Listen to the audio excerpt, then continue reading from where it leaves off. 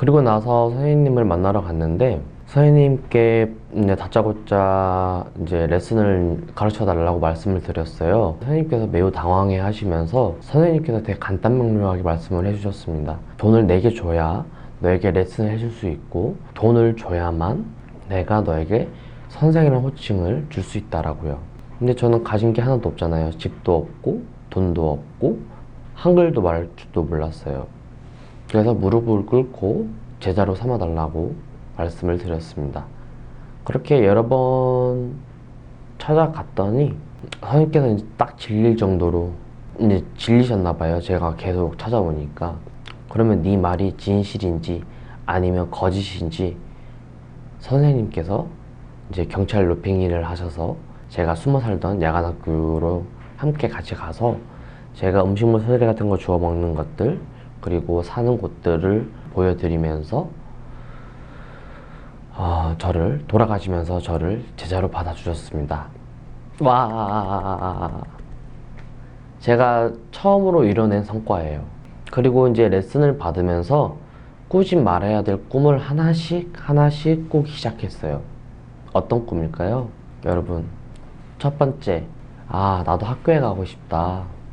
나도 친구를 만날 수 있을까? 혼자 내면적으로 너무나 많은 고민을 되게 많이 했었던 것 같아요. 이 고민을 선생님께 여쭤봤다가 또 이제 레슨을 안 해주실 수도 있으니까 혼자 그냥 계속 많은 생각을 했던 것 같아요. 그럼에도 인생은 단 한 번의 삶이잖아요. 미련은 둘 바에는 한번 도전해보자 라고 생각을 했어요. 그래서 첫 번째로 시작한 게 한글이에요. 말하는 거, 듣는 거, 읽는 거, 쓰는 것을 독학으로 배웠어요.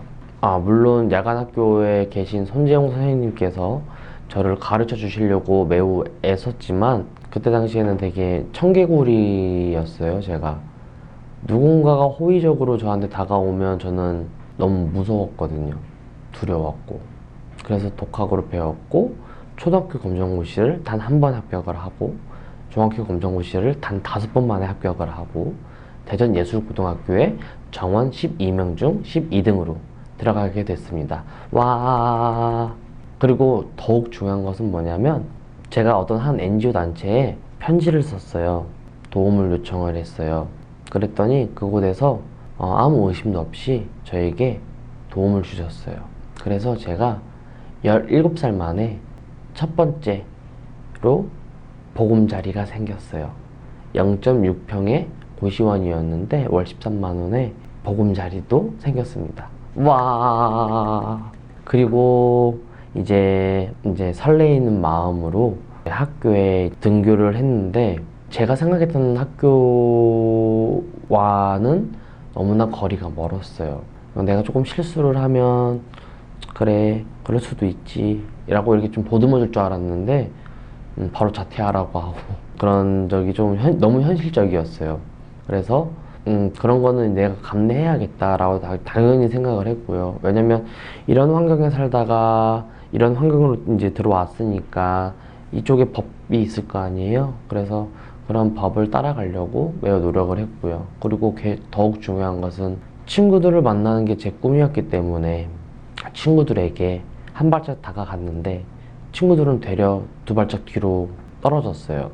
왜 그랬는지 이제 와서 생각해보면 저는 구화지문, 즉 말 한마디로 사람을 죽일 수도 있고 말 한마디로 사람을 살릴 수도 있고 말 한마디로 사람에게 상처를 줄 수도 있잖아요.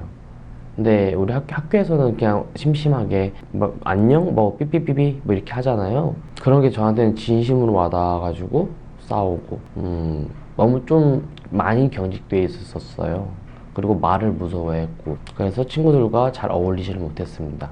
학교를 3년 동안 왕따를 그냥 당하면서 언젠가는 내가 조금 더 유연해지겠지.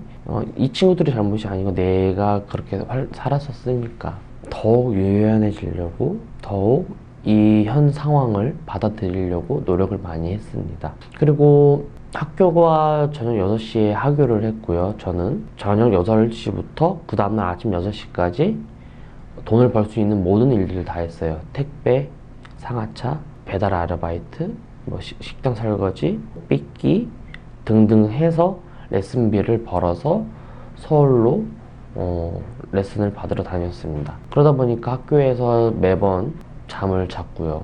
공부 못했어요. 진짜 못했어요. 찍어서 한 5등급 나온 적은 있는데, 그래서 선생님께서 너 커닝했냐 이런 소리도 들은 적도 있었습니다. 그리고 매번 이제 레슨비가 되게 비싸다 보니까 어느 날 이제 이제 택배 상하차 하다가 3층 높이에서 툭 하고 떨어졌어요. 떨어져가지고 왼쪽 무릎이 파열이 됐는데요. 그리고 병원에 한 2, 3개월 정도 입원을 했습니다. 그리고 그때 당시에 병원비가 너무 많이 나왔어요. 처음에는 제 간이라도 뭐 대체할 수 없냐, 돈은 지금 없다, 무이자 할부 가능하냐, 후에 돈 갚도록 하겠다, 뭐 이렇게 얘기를 했었는데 다 통하지가 않더라고요.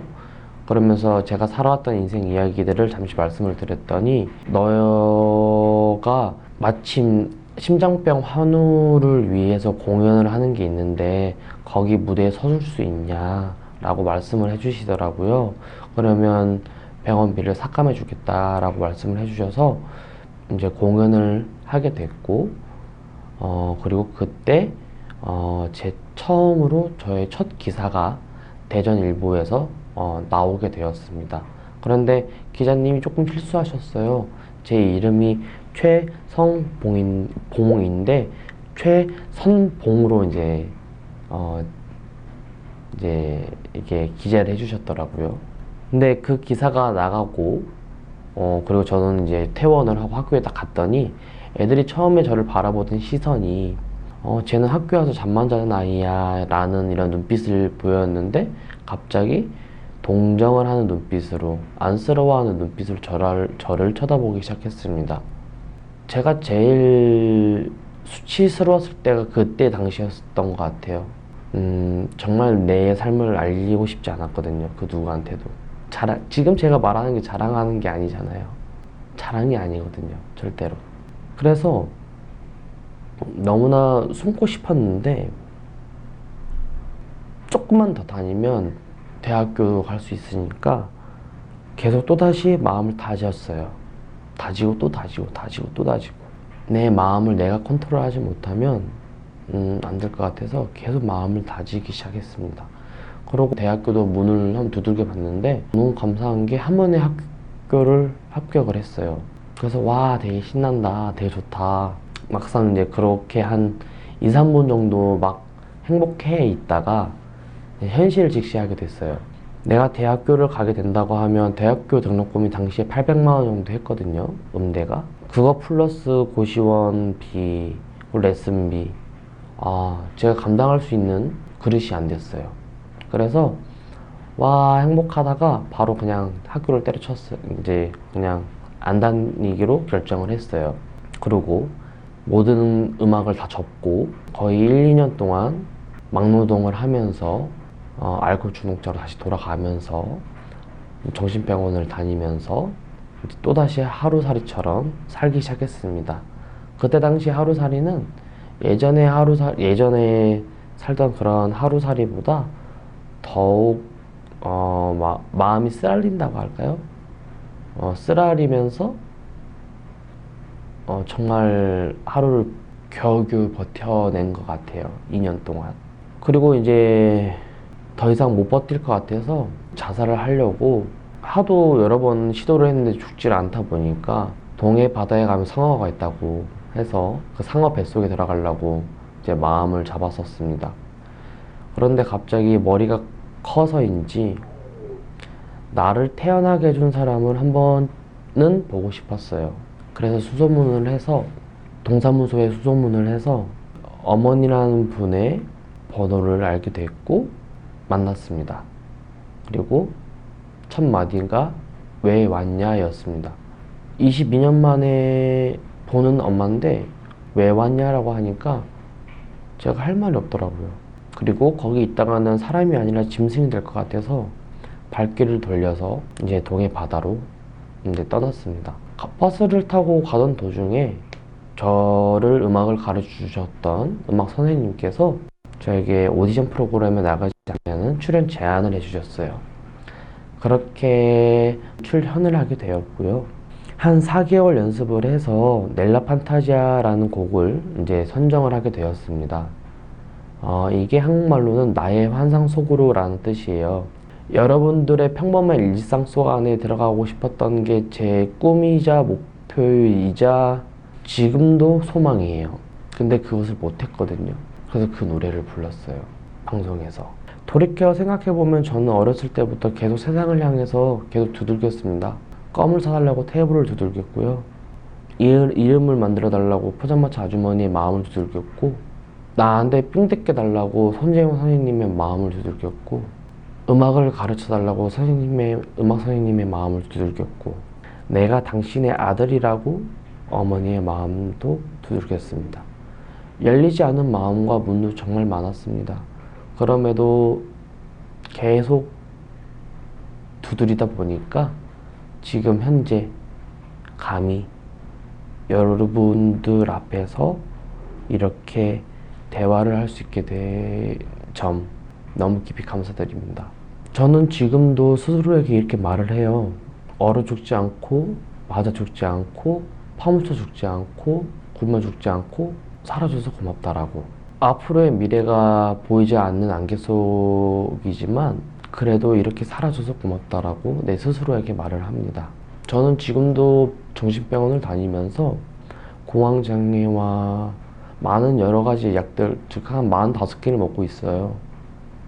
그러면서 하루를 버텨요. 그래도 행복해요. 행복해지려고 노력하고 있어요. 오늘은 2번 다시 오지 않는 날이고 인생은 단 한 번의 삶이니까요.